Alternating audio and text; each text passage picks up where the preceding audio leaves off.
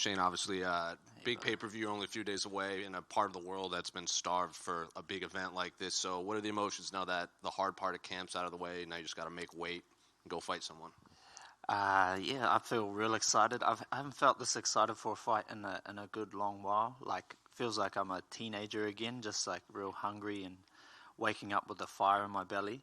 And just this fight week has been amazing, and to know that I'm going to be fighting basically in front of a home crowd in Perth. There's a lot of Māori and Polynesians here in Perth, and I think that, like you said, how this region's been starving, it's reflected in how fast the tickets sold out. Like, I had people that were in the cart trying to pick where they're going to put their seat, and then they went to go buy it and it was gone. So sold out in minutes. So how many of your friends and family are actually going to be able to come watch you live?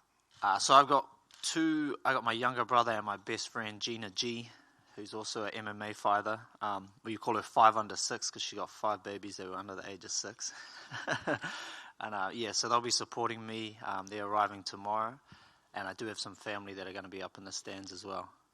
It's obviously been a while since we saw you here at a media day. I think your last fight was UFC 260, and that was the last pay-per-view in the Apex, and since then they've gone back on their own. So what was the reasoning for the long layoff? Was it just injuries? Was it to sharpen your tools? Was it your choice for this long layoff?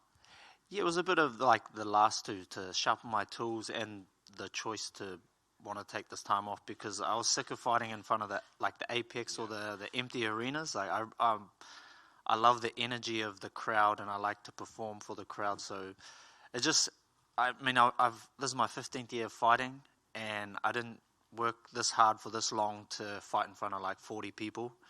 Like, it's not just about the money for me, it's the whole experience, the whole like individual life experience that this crazy sport brings. So it's been a good layoff, and I'm happy that I'm able to do it here in Perth, which is basically like a second home for New Zealanders. Yeah.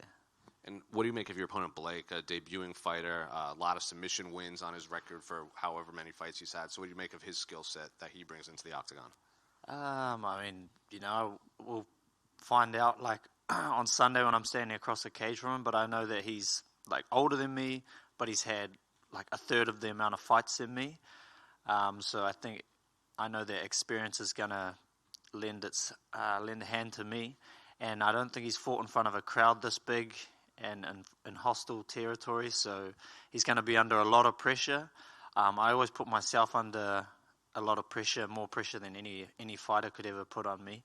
So I'm just looking to perform well. I respect him as a martial artist and as an athlete, but I just know the hard work that I've put in, and I want to show it on Sunday.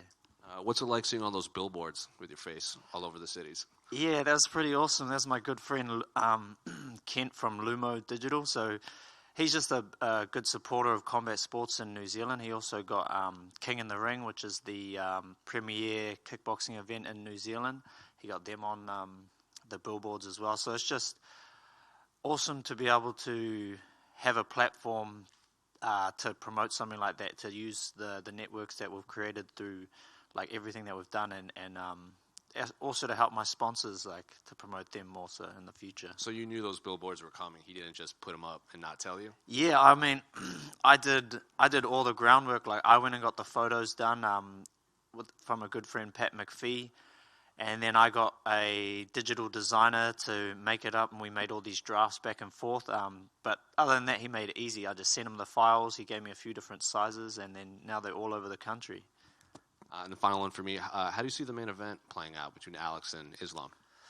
Yeah, I think it's going to be what we've not seen from Islam, other than the time we got knocked out, which was like pretty flash KO. Is like we've not seen that look of desperation or like I've seen it heaps in my fights. When you break a man, you can see it in their eyes, and I think we're going to see that from Islam. No disrespect to Islam, I just mean that I know the kind of pressure, not just physical pressure that Volk puts on, but he can nullify your offense, and then he keeps bringing his offense on. And I think we're going to see that in the 4th round, that we're going to see Volk basically break him down, stop all the takedowns, get up from any takedowns, and then just keep pouring on the offense. And I think, it's going to be a hard night for Islam. But respect to both fighters. But I think a 4th round finish from Volk.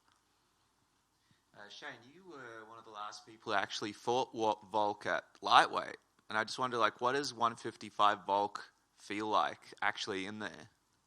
So we fought it was a catchweight bout because I took the fight on 8 days' notice. So it was at 150, and so he was 150 pounds. That was 2017, November 2017 as well, and he is by far the strongest person that I've ever fought. And I think it might have been Dan Hardy who said, but he said he's like a Lego brick. He just clicks into you and he just presses you against the cage, and it felt like that. It was like the squeeze was like a welterweight or a middleweight being pushed up against the cage. So much so that like my back looked like I was sunburnt like after the first round. But from then to now, Volk's gotten way stronger. His punches are way stronger. He looks so fast from what I've seen in the build up to this fight. He's not lost any of his speed. And we know that his gas tank is like top tier in this whole sport, let alone his division. Well, dude, you look stronger as well. I know you've been working with Steve Pipe for about a year now, and the photos show the results. You're looking in great shape going in here, but just talk to us about how you're feeling physically and what kind of difference that's made compared to the Shane Young we would have seen a couple of years ago. Yeah, so shout out to my bro Steve Pipe. He's a former fighter as well. So he fought all through China and Thailand, and he actually worked with some of the top-tier Muay Thai fighters like Superbon Bunchamek.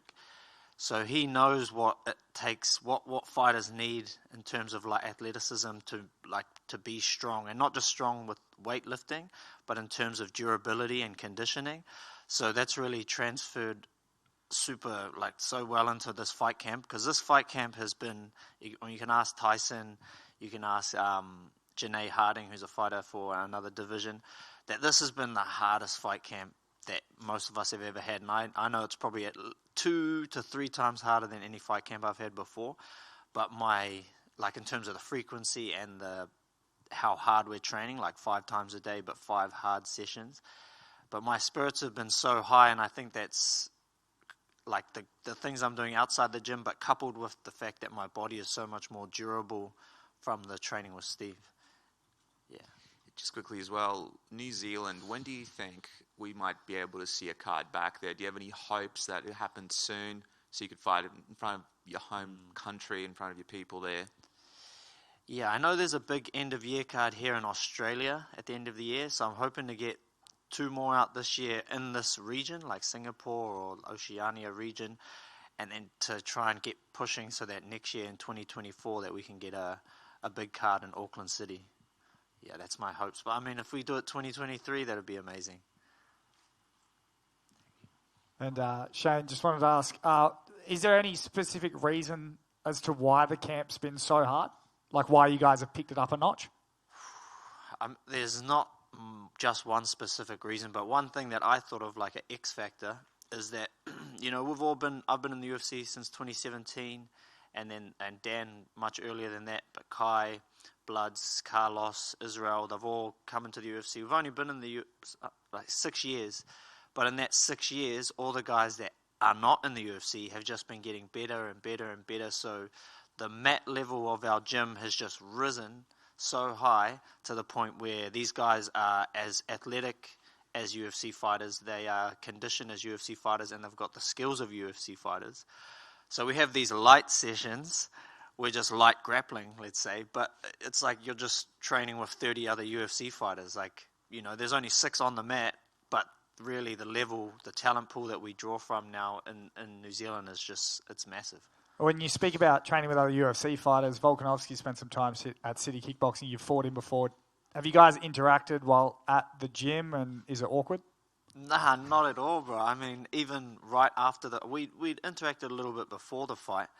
And I think that's why he gave me the nod, because I remember when it happened, he had 2 or 3 guys pull out, and then he just was like, I don't want to fight him because he's like a mate, but it's a bit of an opportunity if we can make it happen.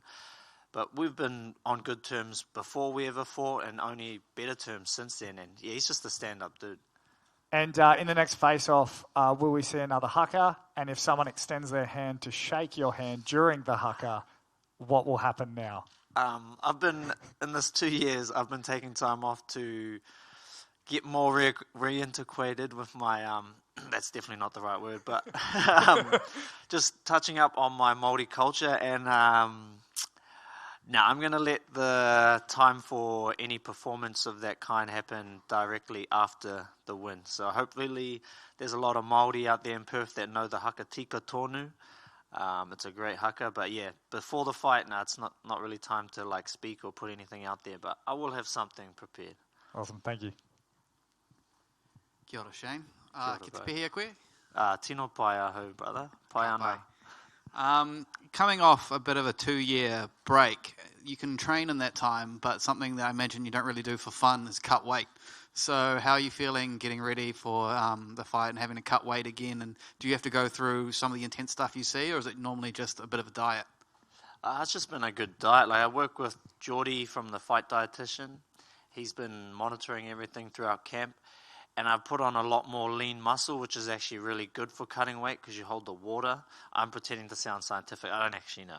But yeah, apparently more lean muscle means that you can draw from that water from the muscle. So now this fight week has been really good. Eating well, staying plenty hydrated, and nothing different to last time. Was your fight camp affected much by the floods that happened in Auckland? Well, our gym is very resilient. So it was happened on a Friday night. I trained like 30 minutes before the flood started happening, and I drove home, and then it just started pouring down. I got a video from Eugene, and the gym was flooded out. Like it was for like an hour and a half. It was just pouring rain. Apparently, we got a winter's worth of rain in 1 hour.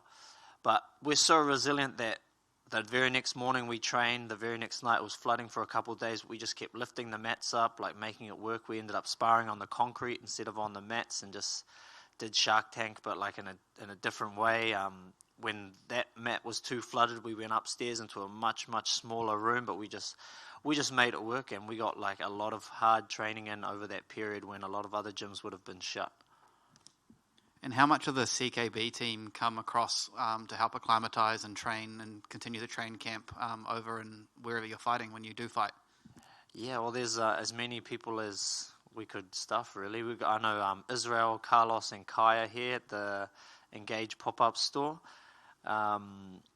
We've got Tyson and his supporters. And also, I feel like we have extended whānau from other gyms, like Justin Tuffer. He's like basically part of the gym as well. So we've got like a big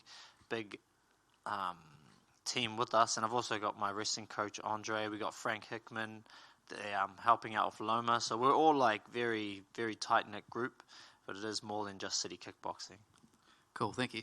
Thank you. Shane, one more over here. In your last few even in your early fights, you used your interviews. You said you want to spread suicide awareness, prevention awareness, especially with young men in your country. So during this long layoff, have you done anything else in the community that we're not aware of that maybe kind of helps spread this suicide awareness message?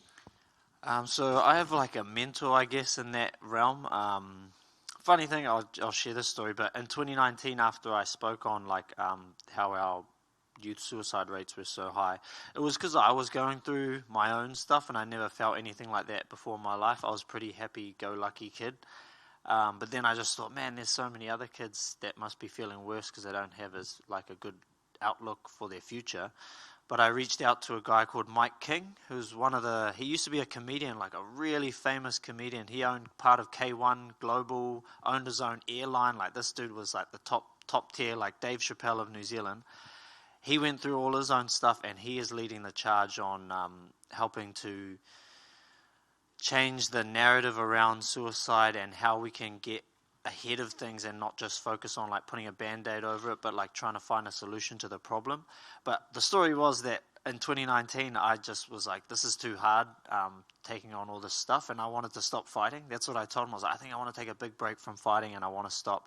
And he told me like, no, we need a champion. Just if this stuff's too hard, just focus on being the best fighter that you can be, get to that world champion status, and from that, the kids will see from 2019 when he was depressed to 2025, 2026, he became a world champion. And so that's been my focus, is just focusing on doing what I do best, which is fight. Awesome. Okay, cool. Thank you very much, guys. Cool. Thank you very much, everybody.